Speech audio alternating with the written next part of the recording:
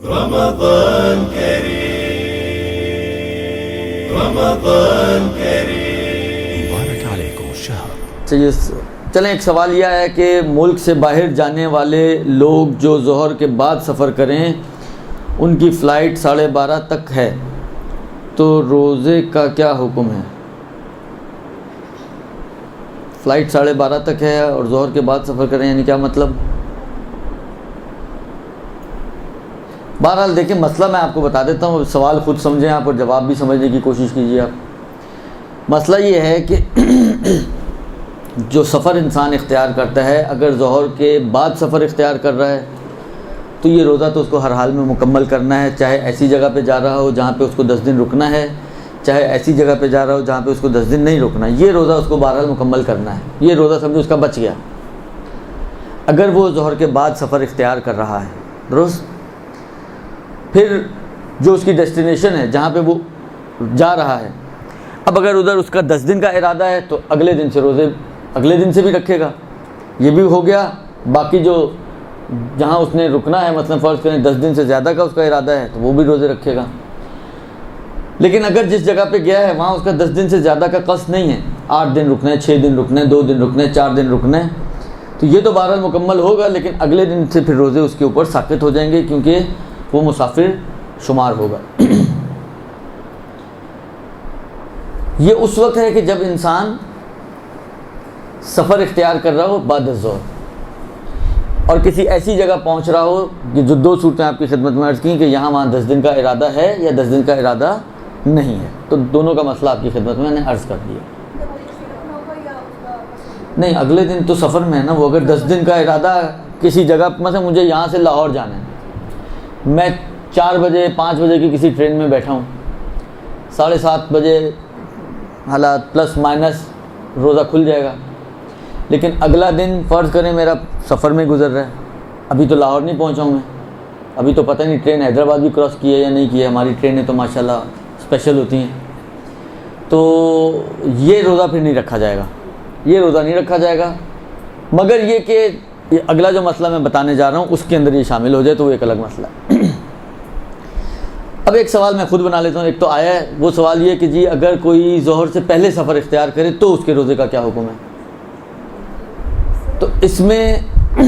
اگر کسی کو ظہر سے پہلے سفر اختیار کرنا ہے تو یہ سوچ کے کہ جی میں نے تو سفر اختیار کرنا ہے وہ روزہ ہی نہ رکھے، یہ جائز نہیں ہے. روزہ اس کو رکھنا ہے جیسے ہی وہ اپنے شہر کی حد سے باہر نکلے گا یا حد ترخص جس کو آپ کہتے ہیں اس کو کراس کرے گا، اب وہ روزہ کھول لے، یہ آزاد ہے، روزہ کھول لے. البتہ یہاں پر پھر 2 صورتیں بن سکتی ہیں. حالانکہ فرض کریں میں یہاں سے کراچی سے حیدرآباد جا رہا ہوں، لمبا سفر ابھی نہ سمجھیں آپ، کراچی سے نکلنا ہے مجھے حیدرآباد جانا ہے، میں سب فرض کریں کہ کراچی سے حیدرآباد 2 گھنٹے کی ڈرائیو ہے اور میں تقریباً یوں سمجھیں کہ آپ 11:30 کے لگ بھگ 11:45 کے لگ بھگ کراچی سے نکلا ہوں. کراچی کراس کرتے کرتے مثلا 12 بج گئے، 12:15 بج گئے، اذان فرض کریں 12:30 بجے ہو رہی ہے، تو اب جو کراس کیا ہے میں نے تو میں آزاد ہوں، چاہوں تو کھا پی سکتا ہوں. لیکن فرض کریں کہ اگر میں کراس کرنے کے بعد کھاتا پیتا نہیں ہوں اور پھر جس جگہ جا رہا ہوں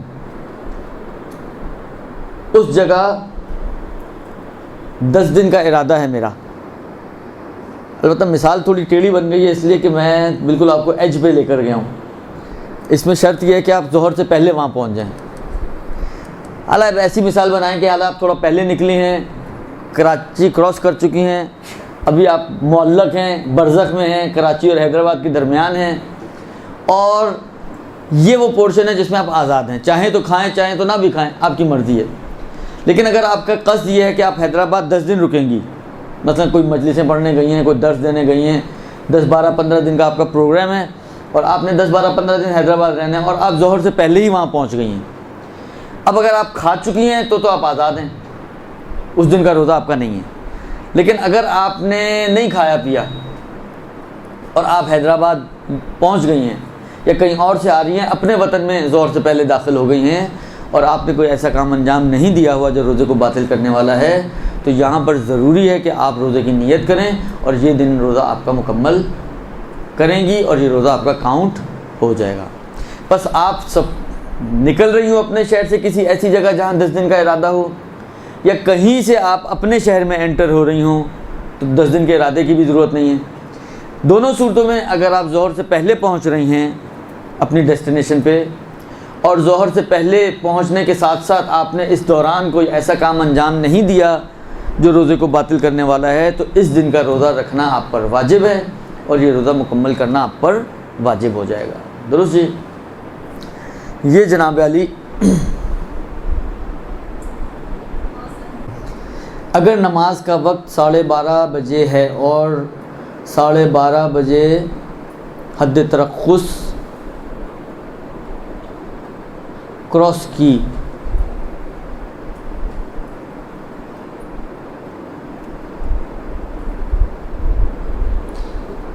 جب سوال آپ نے ٹیڑھا بھیجا تو جواب بھی میں ٹیڑھا ہی دوں گا۔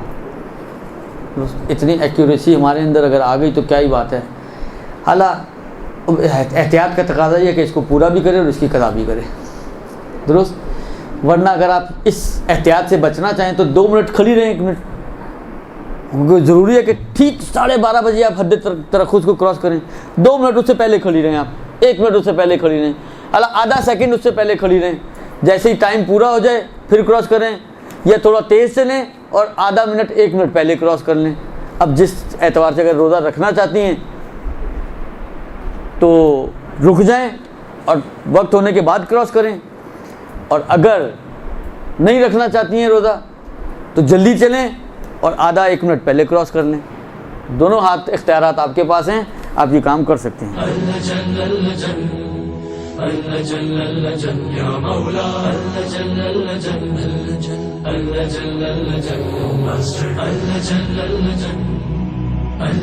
يا صاحب السماء